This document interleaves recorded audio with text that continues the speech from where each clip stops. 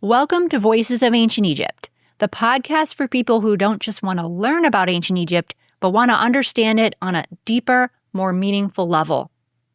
I'm Melinda Nelsonhurst, an Egyptologist with a PhD in the field and years of experience teaching at the university level, working in Egypt, and training students around the world to read real ancient Egyptian texts. I've spent decades studying this civilization in a traditional academic setting so you don't have to, and so you can access knowledge that's usually locked behind academic walls. This podcast brings ancient Egyptian history, beliefs, and language to life, and shows you that learning hieroglyphs is possible, no matter your age, background, or schedule. So whether you want to read hieroglyphs in museums, on social media, or on your next trip to Egypt, you'll find the tools, stories, and encouragement to make it real right here. Let's hear the voices of the ancient world together. Hello, and welcome back to the Voices of Ancient Egypt podcast. I'm so excited to have you with me today and talk about something about ancient Egyptian history, but a little bit different than maybe some of the other things we've talked about. You could sort of envision standing in front of an ancient Egyptian king list. Maybe you're in the British Museum looking at the partial one there from Ramses II, or you're on a trip to Egypt, or you live in Egypt and you're visiting the site of Abydos or Abydos and looking at Seti I's king list there. You see the rows of kings' names in those ovals, those cartouches, how they're all neatly in order of the order that the kings reigned in. And it strikes you, that sign in the gallery you're in that says New Kingdom, or the guidebook you're reading there as you're at the temple in Egypt. Talk about the time in ancient Egypt in terms of periods like New Kingdom, which is the time from which these particular king lists come from, if you're using that designation. But then you realize as I look at these Egyptian texts, as I'm reading these kings' names and seeing the order, there's nothing about anything like New Kingdom or anything similar. And that's when you realize that that guidebook or that placard in the museum is giving you a completely different view of history than the ancient Egyptians had. And the closer you get to the actual texts, the more interesting and complicated and alive ancient Egypt becomes. So what are the differences in these dating systems and how did they come about? Why do we have a king list like this from ancient Egypt and the ways that they dated things on ancient monuments by kings' names and the year of that king's reign, for example, versus when we talk about these numbered dynasties, like when we say Dynasty 19, for example, or then what does it mean when we say New Kingdom or Middle Kingdom, and where do all these terms come from? So the ancient Egyptians themselves kept track of time and in years in relation to kings. So it was really all about who was ruling at the time. Now, this is, of course, because these dates show up in very official ways in documents. So it revolves around the official class of people, the king and his court. So, for example, they would date things based on how many years into a king's reign it was. So, for example, year 5 under Thutmose, for example, or they might use the throne name instead of a birth name, Thutmose being a birth name.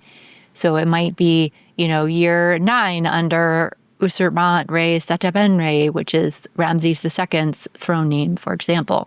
And then it just started over again with the next king. And this was how they organized talking about when things happened, when a monument was created, when a war took place, when a king died and the next one came to the throne.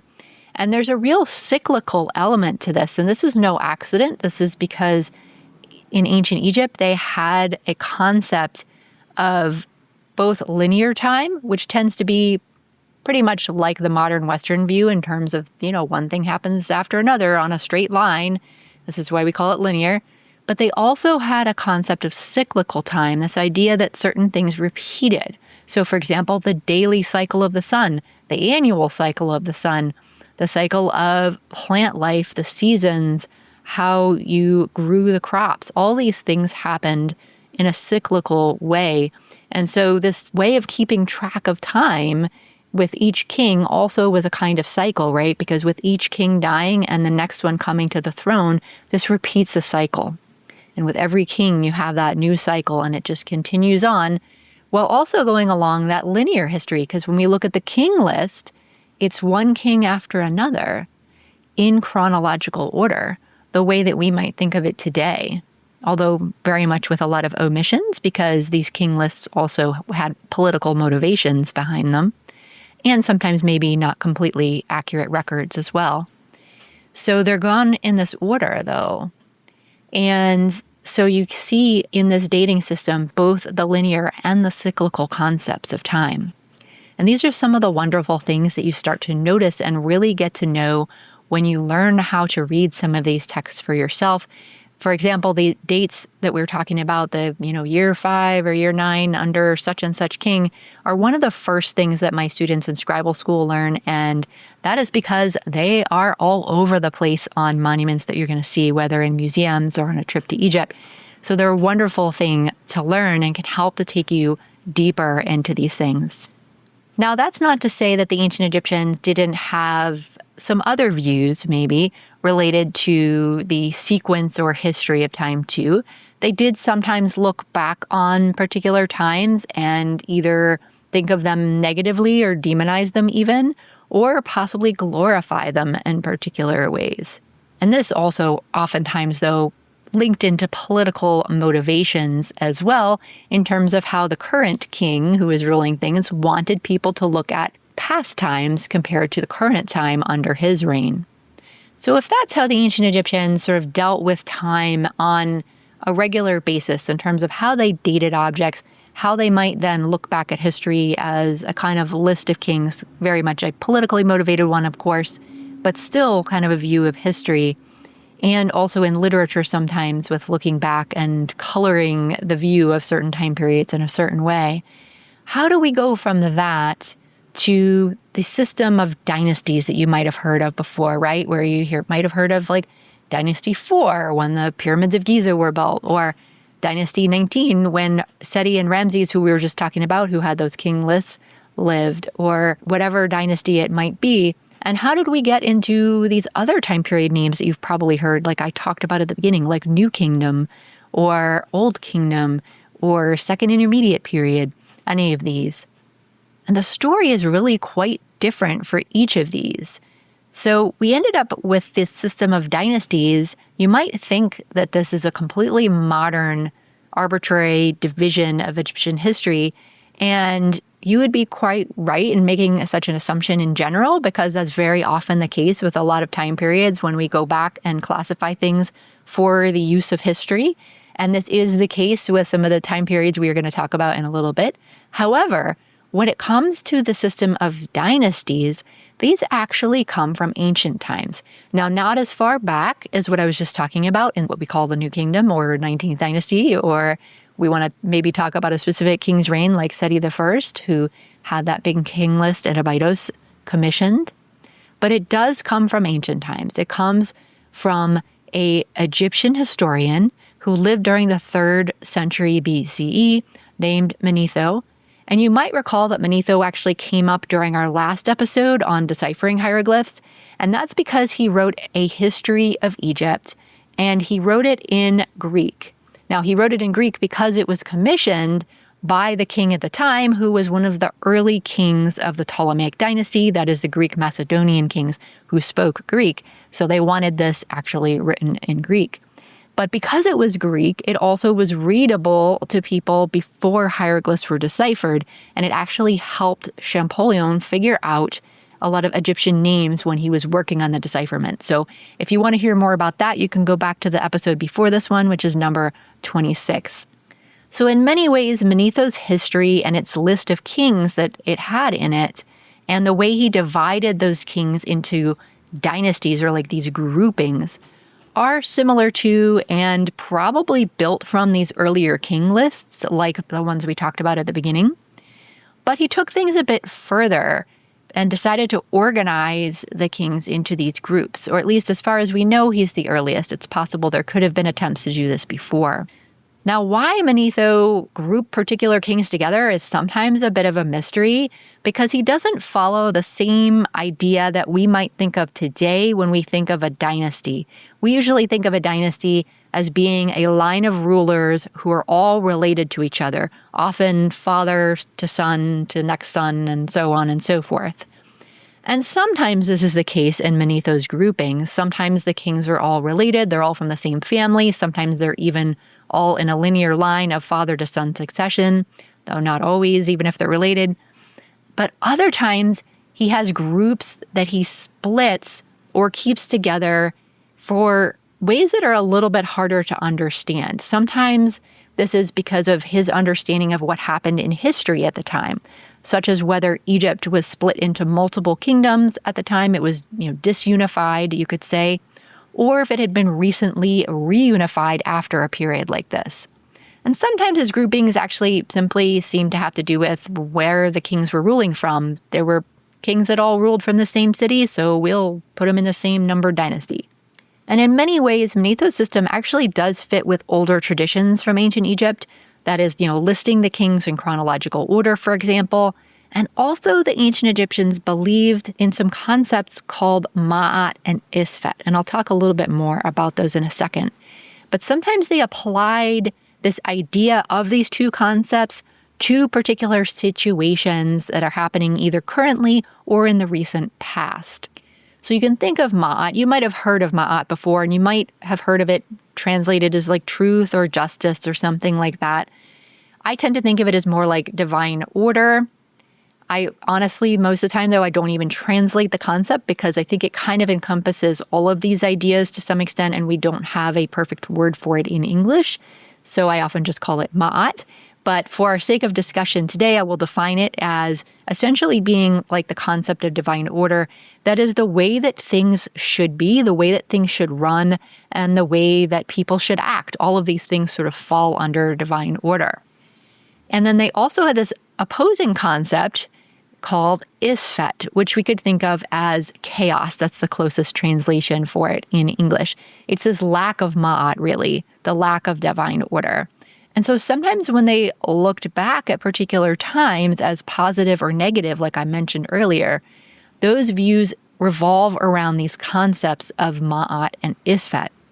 So for example, literature during what we now call the Middle Kingdom, and I'll talk a little bit about why we call it that in a minute, looked back at the time period right before then, what we now call the First Intermediate Period, and portrayed that period as a chaotic and difficult time, a time of isfet, a time without central control and a lot of problems. They conveyed it as, very chaotic, lack of water and food, people's in social order being all disrupted, people who used to be high up in society now down, and people who were down now up, and so on and so forth. And of course, this is in part, at least, if not fully, really meant for royal propaganda, because it's contrasting the current time that has a strong king controlling a unified Egypt.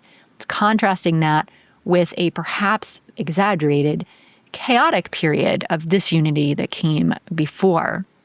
However, this is a concept that recurs and runs throughout ancient Egyptian culture and beliefs and the way that the proper way things should run was viewed. So for example, though, Manetho split the same royal family into two dynasties, dynasties 17 and 18, and he did this because Egypt was reunified during that family's rule. So he took the king who was successful at finally finishing the reunification of the country, that is Ahmoza, and made him the first king of the 18th dynasty. Even though there is no break in the family line, he's related to the kings who came right before him, closely related, immediate family members, in dynasty 17. So sometimes Manetho divided the kings up in these different kind of ways, presumably based on the information he had and what he felt like was logical based on these concepts of not just family linkage, but things also like unity and disunity, or Ma'at and Isfet. So that brings us to these larger divisions of times that I've mentioned and alluded to already. So These are the time periods that today Egyptologists usually call the Old Kingdom, the First Intermediate Period. This is putting them in chronological order, by the way. The Middle Kingdom, the Second Intermediate Period. The New Kingdom, the Third Intermediate Period, the Late Period. And then the Ptolemaic period, or sometimes that's lumped in as sort of the Greco-Roman period along with the Roman period after the Ptolemaic. So these are purely modern conventions, as you might have guessed by now. And these really come just from the last couple hundred years. They're quite new. There were actually multiple versions of this during the 19th century of like how to divide up ancient Egyptian history into multiple periods or kingdoms. And the one that has survived now down to us now is the one that had basically three main divisions of Old, Middle, and New Kingdoms. So these were originally how the time was divided up, at least before what we now call the late period. Everything before that was lumped into these three categories. And it wasn't until the 20th century that ancient Egyptian history was further divided by adding intermediate periods. Now, these are typically periods when Egypt was itself divided, that is politically divided, and ruled by more than one king in different locations. So it could be divided into just two parts, it could be many parts, depending on the time period. Now, before the 20th century, though, these times were just lumped in with the main kingdom period. So, the Second Intermediate Period didn't exist as a concept yet. That was just part of the Middle Kingdom, for example. And interestingly, these were not created all at once, these intermediate periods, but rather added in over several decades during the 20th century. And the Third Intermediate Period was the last one to be added, and that didn't even happen until the 1970s. So it kind of begs the question, like, why? Why even have these categories when we already have some older divisions of ancient Egyptian history that come down to us from ancient times, particularly Manetho's dividing into dynasties? Now, I think the main reason is probably simply our human desire to sort and categorize things, right? We like to lump things together, seeing like these are sort of similar, but then this is a bit different. So let's call these by these category names, right? But also it can be convenient when you're studying history and you're studying archaeology to have some larger time frames to use. Because if we're talking about, for example, an archaeological site or maybe a particular artifact, sometimes we can't always be super precise on the date of it. It doesn't necessarily have a king's name on it, for example, so we might not be able to say a particular year or king's reign. And sometimes the information we have is not even enough for a particular dynasty. But even some of the hardest material to interpret can be understood well enough, generally, to be a fit into one of these larger time periods. So they can be convenient in that kind of way to be able to say, like, okay, this thing right here comes from the Middle Kingdom, for example. Now, one of the issues, though, with this categorization is not only is it modern and different from the ancient Egyptian view, but this whole concept of intermediate periods implies that these were times of little to no importance, or even perhaps the idea of that they were like dark ages. And the reality is, of course, that life went on during these times. People living in them didn't go, geez, we're in an intermediate period. This is really dark, right? And these periods are just as worthy of study and respect as any other time period. Honestly, in some ways, I would argue that these periods can be harder to study, but also more interesting because of that.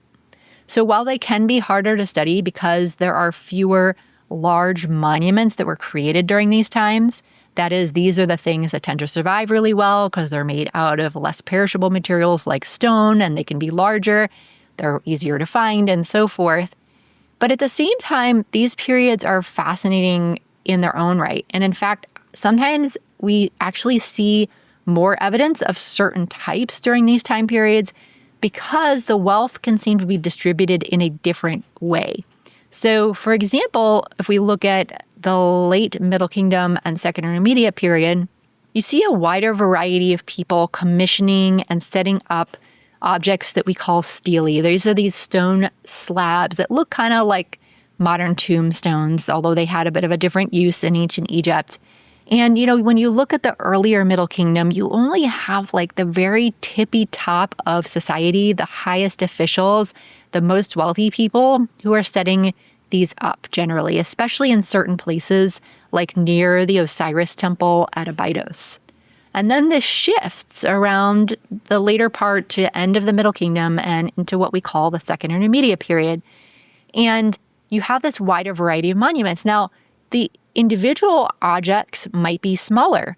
They might seem less fancy. For example, maybe they were less expensive. It's a little bit hard to say now, looking back, how expensive they were. They certainly were still very expensive. Don't get me wrong. I'm not saying they were inexpensive or cheap.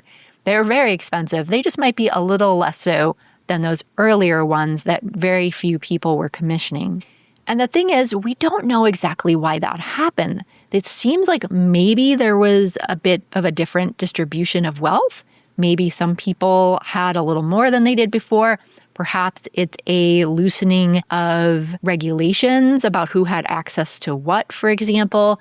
We don't 100% understand this. And honestly, I think that's what makes periods like this so interesting, so absolutely fascinating to figure out what is going on here. Why do we have these changes?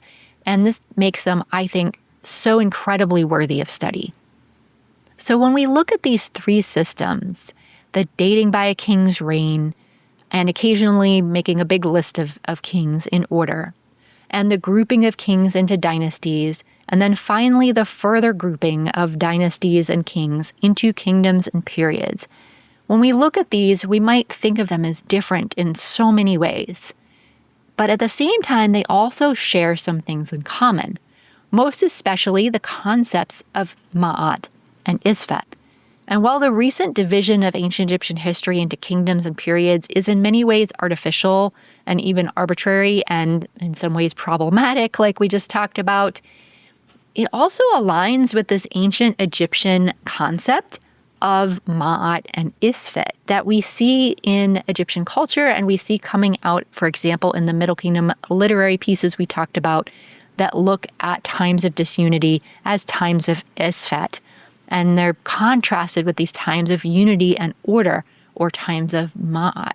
So in that way, our modern division actually still aligns with this. And that's one of the most rewarding things about learning about ancient Egyptian history, going deeper, and learning to read the texts for yourself as well, the texts that these ancient Egyptians left behind, whether they're these smaller and more frequent stelae of the later parts of the Middle Kingdom and Second Intermediate period, or it's the king lists or other high-level pieces left by kings. The more you're able to read and dig into, the more you spot these patterns and differences and connections also. You spot the differences between the guidebook or short placard and the real story. Your understanding goes deeper because there's so much more that you can now access. And until next time, stay curious.